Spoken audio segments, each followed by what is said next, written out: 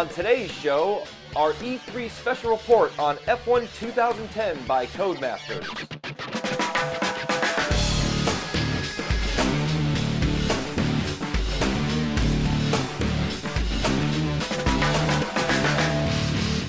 This E3 F1 2010 special report is sponsored by Sim Raceway, the home of online racing.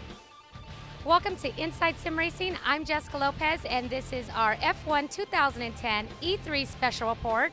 I'm here with the two lead developers at Codemasters, and let's have them introduce themselves. I'm Paul Gill, senior producer on F1 2010. And I'm Stephen Hood, the chief game designer on the project. And we actually met with these two fellas yesterday. We got a special look at Formula One 2010. Today we're here at their booth at the E3, and why don't you tell us a little bit about your experience?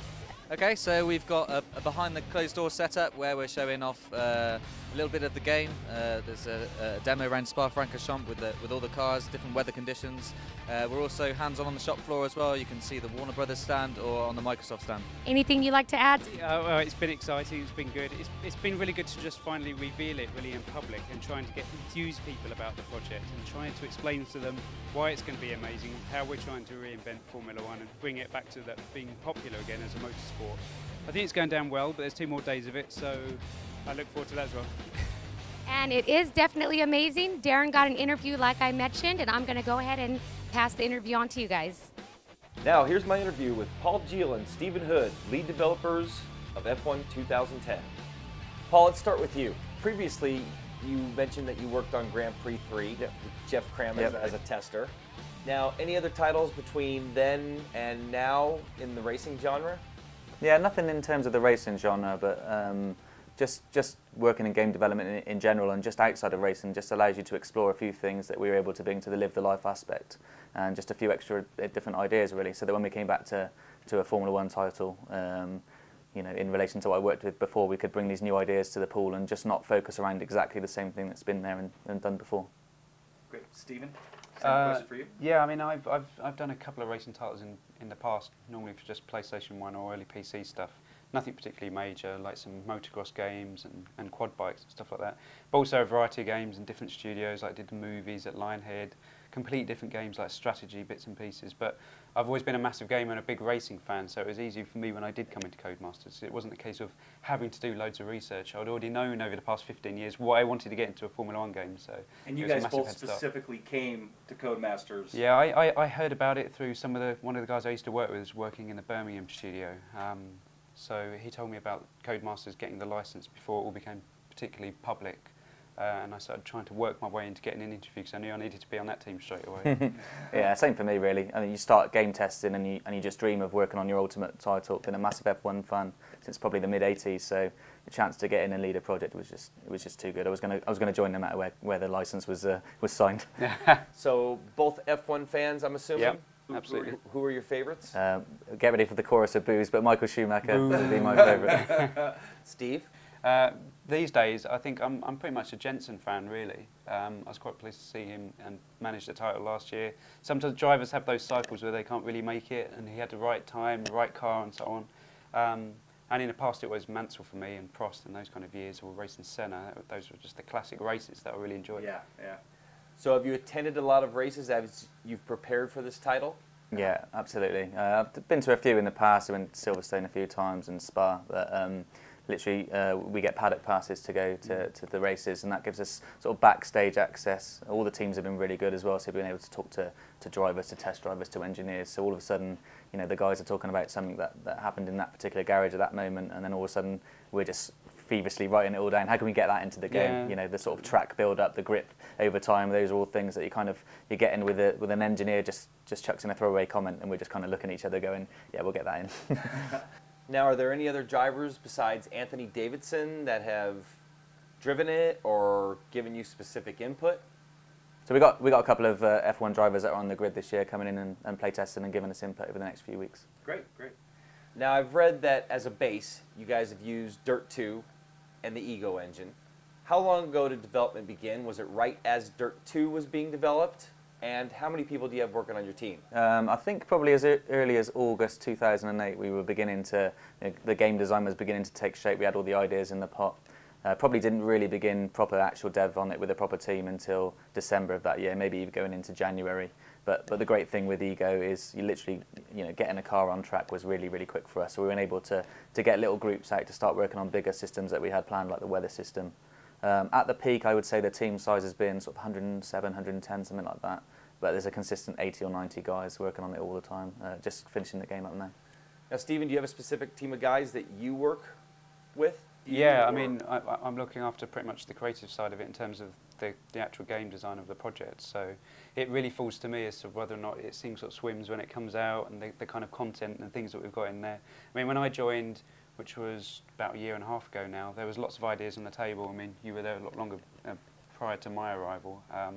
The whole idea of the media and the things that they wanted to do that were new to Formula One, I really bought into it. My original interviews, when you were starting to tease some of the things that you guys have been talking about, I thought it was really cool. I mean, Paul's mentioned the fact that Ego technology gave us that head start as well. So I've made a Formula One game in the past, a long, long time ago for PlayStation 2, and to have the advantage of just having that tech and get up and running, just gave you such a massive head start. We could put all the new cool things in. That title, was that for Sony? It was Sony titles, yeah. Because originally Bizarre Creations were making the Formula 1 titles for PlayStation. And then when the PS2 launched, they took the license in-house, and I was working on that for a few years. So really I wanted to come back to it now. In theory, matured and worked on lots of different projects now, new ideas and new ways of doing things, to have another shot at it, really. Great. Now, this is a different version from what we tried a few weeks ago. How much further along, or how much more advanced in the development are you guys versus I think, weeks ago? I think we've moved on quite a lot. I mean, it's really dramatic improvements at the moment. It's always, I mean, people always talk about it's that final 10%.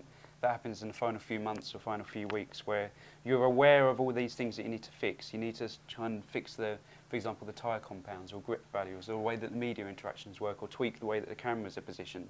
And it makes such a huge difference to the overall quality of the game. Whilst there's a lot of content in there, you need that refinement period. And it does really come together at the end, the final few weeks. So I think it's moved on quite a lot, and will no doubt move on a lot further before we actually launch. I mean, literally, you've got the 80, 90, the 100 guys working on the game all the way up into alpha, and at that point you really stop in development, and everyone's taken aback, and you've got all the tools and systems in place to be able to develop things like the handling, and then it's just a period of fine tweaking the numbers. So even the difference in a build between a day or two can make a massive difference. So I guess the build that probably you guys played to the build that you're playing today is probably a couple of months apart. So. Now, speaking of time, you guys had mentioned that it takes a full year of man hours to build one track. How many guys do you have per track? 80 core in the actual Birmingham studio, but for track designers, yeah, it's 8. But then you outsource that as well. Yeah, it's eight per track, so we've probably got 30 or 40 artists in the studio, and we kind of get there where we get the CAD data from the track itself. We've got thousands and thousands of photography, and we obviously sit down with Ant and some of the other guys and go out getting the technical nuances of the track. It kind of goes out of the studio for a little bit while the basics are put in place, and it comes back in where we can do the final refine and polish time. And if you were to add that all up across one person, then you're looking at a man year per track for obviously 19 tracks. All right, going to change gears a little bit here. So you guys got a release date you can share with us here? Absolutely. We're aiming for release in September this year, September the 24th, to tie into the Singapore Grand Prix. And now, speaking of release dates, is it going to be September of every year? So 2011? Certainly the plan for next year to come out in September again. I mean, some people would say, can you try and shift it so it's slightly earlier? But it doesn't really work out for us with all the licenses and the sign-offs from all the teams, seeing the different performance variations throughout the year as well, and the fact that also, as we're starting to down tools on this one, people start to move forward and think about 2011. You want that full dev cycle as well, so you don't really want to shrink it, otherwise you're just going to get a few extra bits and pieces, a few new features here, change colours, this kind of stuff. We've got a lot of content ideas for 2011, so it will be a big project in its own right, I'm sure. So we're already starting to think about that now. Yeah, I mean, that's a key to note, really, that we're not aiming on just doing updated drivers and tracks and ship it out. Really, this is just a baseline for us. We want to move the handling forward. We want to move features that didn't make it this time round into the next title. So it's kind of it's a full cycle again, going from the beginning rather than just a sort of update. And how many years beyond 2011 do you guys have the license for? Got an option for 2012 at the moment. That's the end of the Concord agreement. So we're in talks with Formula One management about 2012, getting that signed, and then obviously beyond. Okay, let's go to multiplayer. 12 players, right? Are there going to be any differences between, say, the PC and the Xbox 360? For instance, the ability to have a dedicated server. Now, like, I know in Dirt 2, you logged into Windows Live. Is it going to be just like that, or are there going to be any differences? It's just like Dirt, really. It's carrying over the same kind of tech. Obviously, we're expanding it for slightly more races online, and we've got plans to build on that as well for the future, because ideally you want to get a full grid going. But for this initial release, it's going to be exactly the same, all 3 formats. There won't be any variation on the PC one, really. Although you never know, as you get towards the final few days of development, we're always trying to sneak things in at the last minute, which people absolutely hate on the team, but it just adds a little bit more, doesn't it? The goal from the beginning really was to create a really kick-ass game, and we didn't really want to differentiate between the platforms, so we've literally invested every last second of dev time we can to just literally make it the same across all platforms, rather than maybe cutting that down a month or two short and then trying to work on a few specific things per platform. We think that's going to give a stronger year one release, and then obviously you can look to do stuff platform specific in subsequent years. And I'll expand on that. Do you guys develop on one specific platform, or do you develop on all 3 simultaneously? So you're working on the Xbox 360 at the same time as you're working on the PC and so on? I always consider it simultaneous, absolutely. Yeah. I mean, like I was saying earlier when we were talking about this, each of the developers got different kits on their desk anyway. So any one of them can also access another guy's PS3 or PC that's running the build in different parts of the room, because they have to be in sync, really. You can't really lead dramatically on one format and then think, oh, we need to catch up with the 360 or PC and bring them in line with one another. It's a really tight process of trying to keep the 3 formats running at the same time. Because lots of people always talk about, there's some certain developers who are working on one format, and that just gives them such an advantage to put more content into a particular game. But we're trying to do that on 3 formats. It's a pretty big deal for us, to be honest. So now I am assuming that the PC will have like mouse support and a little bit of a variation. Well, the PC ones, it's fairly easy to open that up, and I think it certainly has some differences, maybe for the different controller types that people are able to run and their own home configurations. We've got to be able to balance that. But there's quite a lot of options that are available for users anyway, even on the main build that you run on the consoles for tweaking for the different controllers. Because as I was saying, we've got a bit of a steering wheel graveyard in one of our other rooms. We've got all the different kit, and it's amazing how much stuff is actually out there that sometimes it doesn't support particular button configurations, or developers assume that players want to play it this way, so we've just left it completely open. So normally on PC, where you'd be able to reconfigure everything, that's available for console users as well.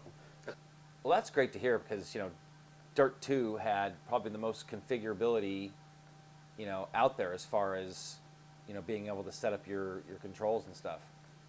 Do you guys plan any competitions in the first year where somebody could say win something or?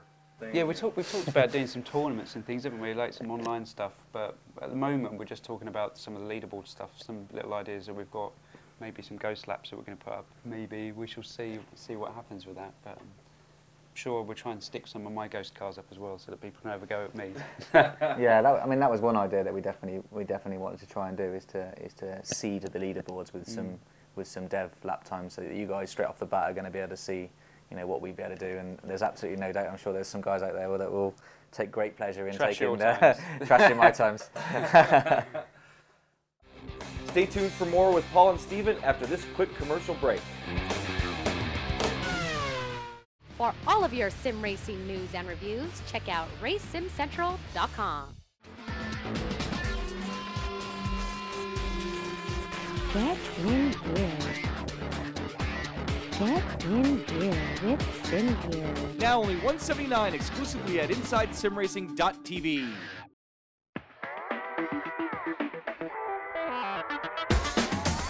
GamePod, the ultimate race rig for those serious about sim racing.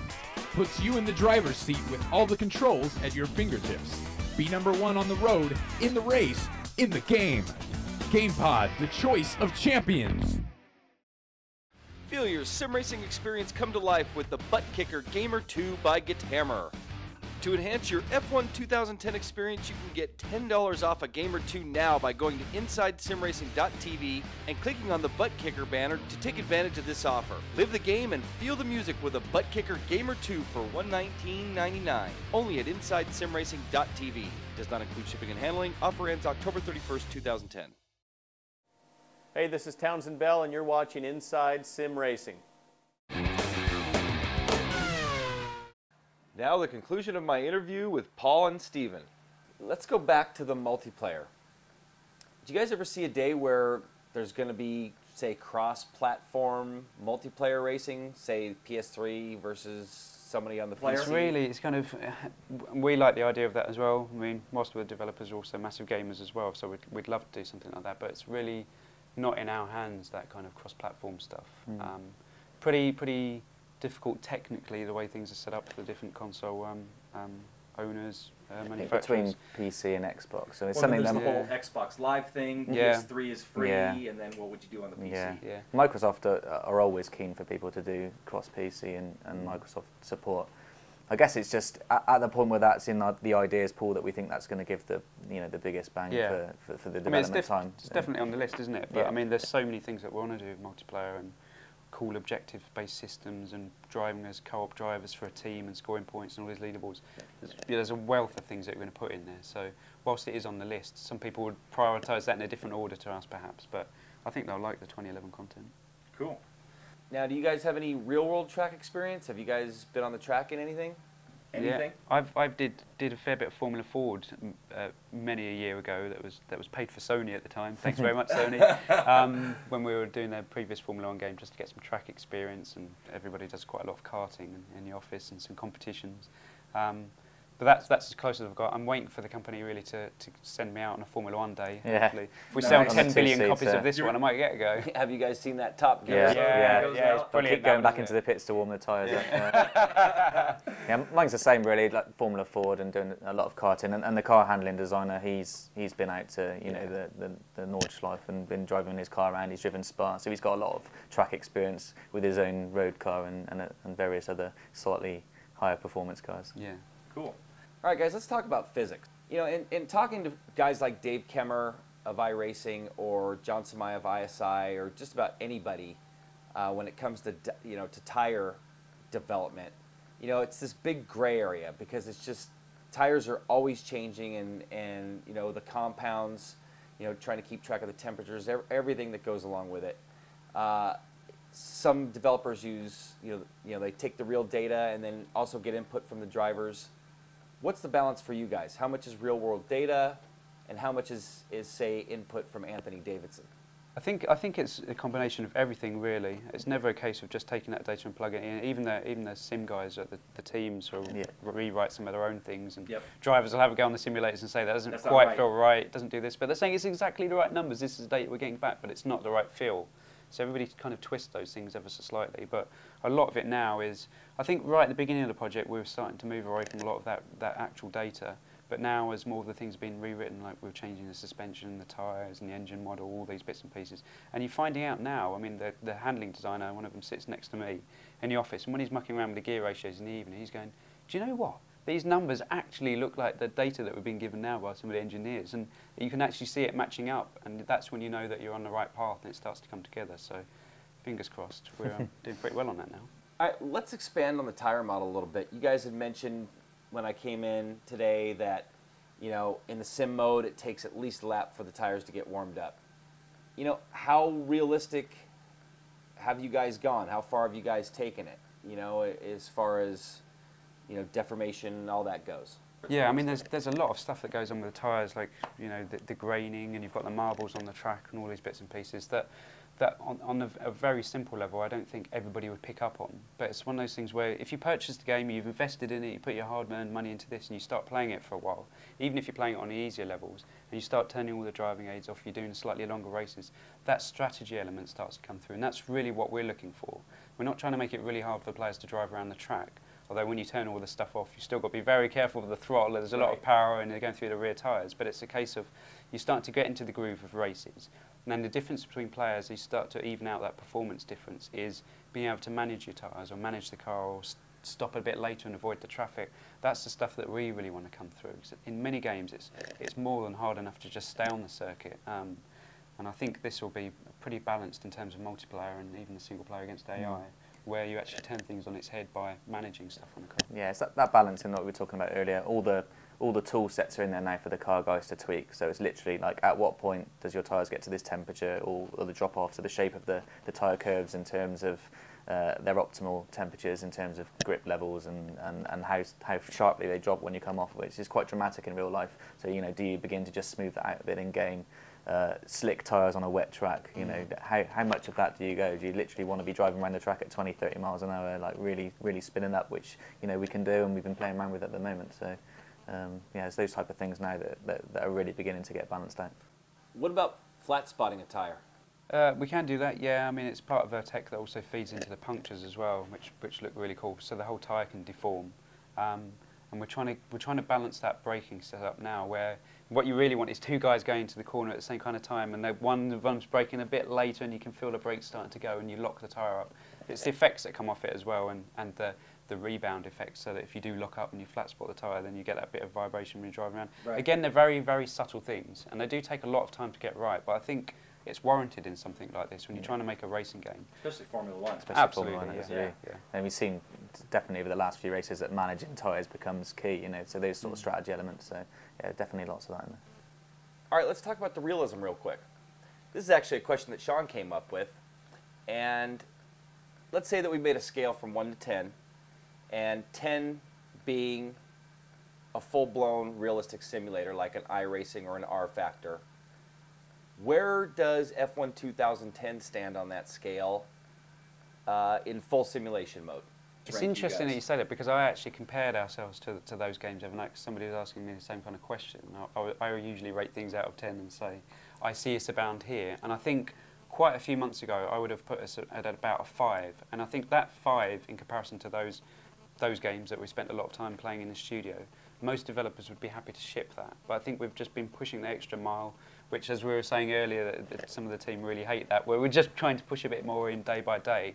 And I think now we're going on a 7. By the time we come out, I reckon we'll be around 8, which I think would actually be a good balance for us as well, because again, it's about the racing, it's a racecraft rather than just trying to stay on the track. And it just gives you a bit more time to be thinking about what to do with the car, rather than how do I negotiate this next corner? I want to put and you guys are doing the live the life thing. Yeah. You can't really live the life if you're only running laps. Yeah, that's true. Yeah. I think if you're looking at the other games, I think, you know, so R-Factor is really, really good on those one-lap experiences. But in terms of if you wanted to do 100% race distance across a calendar year in a career mode, it'd be quite an intimidating model, I think. So, like Steve said, it's about the racecraft. I want to feel that I'm already a good driver. So I think the sort of old Jeff Crammon models, when you could kind of get 85, 90% there, and you're doing consistent lap times, and then really it was just when you were pushing for the overtake or pushing for that qualifying lap was where the difference was in. So that's very specifically the type of experience that we were after. All right, let's go to force feedback. How much more are you guys going to put into making sure that force feedback feels really solid? Because right now it still feels about where it felt, you know, a few weeks ago. How much more are you going to really focus on it? We're going to spend a lot more on that, because I mean, only recently in these builds we're just trying to be putting that force feedback back in, because we knew you guys would turn up with the steering wheel. So we're trying to plug those things back in again. It makes a huge difference to the feel of the game, really. And you need that currently travelling around the track at these speeds. When the car starts to break away, we want to put a bit of vibration, you know, damage the tyres or the puncture or under heavy braking or different track surfaces, all those bits. But again, it's on our list to look at. We're going to do that probably late one evening when we spend some hours refining those numbers. But it is important to us. You don't put too much of that stuff in until you're really happy with your handling model. You know it's not going to change too much, otherwise you end up reworking all that stuff. So literally what you're seeing there is really first pass at the moment. But we're not a million miles away from being able to locking down our handling there. And then obviously, I think once you've got a solid, consistent handling model, which we're pretty much there in the multiplayer races we've been running, your next thing on the list that you want is more feedback from the car. You know, what's it doing underneath me? So that's literally next on the list of tasks. Dirt 2, which has some of the best force amazing feedback. Force feedback, I mean, comparable to iRacing, which we feel is the best. But Dirt 2's right How there. much is going to come across from that? Is it the same code? You guys tweak it, massage it? What's going to happen there? It's absolutely the same tech. So again, with that head start, that's why we're quite confident about getting all that stuff in, because we're not having to rewrite it all ourselves. It has to fit around the new model and the new feedback that goes into that. But it'd be tweaking based on the new systems. But if it's endorsed by you guys, then I'm sure we'll just we'll copy it across. Yeah. When you guys are all done, you guys want to maybe do a race against Sean and I? Not today, but I mean when everything's all done, we arrange a multiplayer race. I certainly will be up for that. Yeah, if you guys haven't beaten our lap times, we'll race you. Yeah. All right, so there's your exclusive look at F1 2010. I'd like to thank Paul and Steven for giving us a look. We really enjoyed it, and we anticipate the title. And once again, thank you. I'm going to go ahead and ask the guys what they thought of Formula One 2010. So Darren, you got to interview the lead developers of Formula One 2010. Yep. And all of us, the whole crew of Inside Sim Racing, got to test an exclusive special version of Formula One. Yeah, actually what it was we got to test the full build. Here at E3, all they had was one track and not all the cars running, but we got the full build at this point. Multiple tracks. All the tracks. Different cars. Yep, which is really cool. Very cool, and we all got a chance to play it, and I'd like to know what was your favorite part of the game? Actually, I'd like to say one thing about it. I was a little disappointed that the force feedback wasn't implemented yet, but in talking to them, that's like one of the last things that they do. You know, they want to make sure that the physics and everything are right before they dial the force feedback in. So I can So that understand. will be in place by the time the game is released? Yep. Other than that, I was just completely blown away. I mean, one of the things that really stood out to me, looking at the different tracks, Monaco was probably the most amazing version I've ever seen. And just the depth. I mean, we talk about iRacing, how there's really a lot of depth in their tracks. The depth in these tracks and just how lively they were was just amazing. I noticed that as well. One other thing I want to say too is they're talking about the marble buildup. You know, the evolving the track basically evolves as you go. And I actually saw the marble rubber buildup while somebody was driving it, in slow speed. So those are the things that I was most impressed about. All right, well, now I'm going to go ahead and ask Tommy his favorite part of the game. Okay, Tommy, why don't you go ahead and tell everyone out there your favorite part of Formula One 2010? My favorite part was the graphics, actually. It looked exceptional. There were several times when I was standing in the room watching this game being played, I'd turn to someone, I'd say something, and I'd turn back to the game and I'd go, oh, a Formula One race is on. Oh, no, wait, we're playing a game. Like, it was that good. I mean, especially in wet weather when you see, like, raindrops dancing on the camera lens and everything. It's unbelievable. And, you'll go into a braking zone and you'll brake and the driver's head will shift forward violently. And it's amazing. It really is. It was fantastic. The details are absolutely incredible. Absolutely. And you feel totally immersed in the game. And I'd have to add that the graphics are incredible. Unbelievable. It's very cool to look at. All right, well, let's see what Sean's favorite part of the game was. All right, Sean, your turn. Thank you very much. I got to tell you, I've been talking a lot about fun factor and gameplay and getting into that whole career mode, and this game seems to be built around that premise, about being a Formula One driver, starting out as a rookie and working your way up to the top. And I just applaud companies and giving you the complete game. I would have liked to have seen a little more sim out of it, but again, I think they gave you that good mix of gameplay and sim realism and a lot of fun. So what about you? What did you think of it? I thought there was a great sense of speed in the game. I've played other games, and at going 100, 140 miles an hour, it didn't really feel as if I was going that fast. With F1 2010, I really felt like I was going as fast as my speed said that I was going. Yeah, definitely. And the graphics, like Tommy mentioned, were absolutely great. Yeah. Very, very paid close attention to detail. Got to give them hands up for the graphics. When it came to the rain graphics in particular, for me, the way the water was beating off the lens, amazing graphics. Maybe that was my favorite part too. And in everything, actually, when you see the driver's gloves, yeah, just every little detail was done perfectly. Yeah, very fine work. So once again, I'd like to thank the developers, Paul Gilles and Steven Hood, for giving us an exclusive look at Formula One. Very exclusive. It's behind this closed wall. No one gets to see it but us. They hooked us up. They sure did. We're very fortunate, so thank you once again. That's going to wrap up today's show. We hope you enjoyed this Formula One 2010 E3 special report. I'm Jessica Lopez. And I'm Sean Cole. Checker flag is out, and so are we.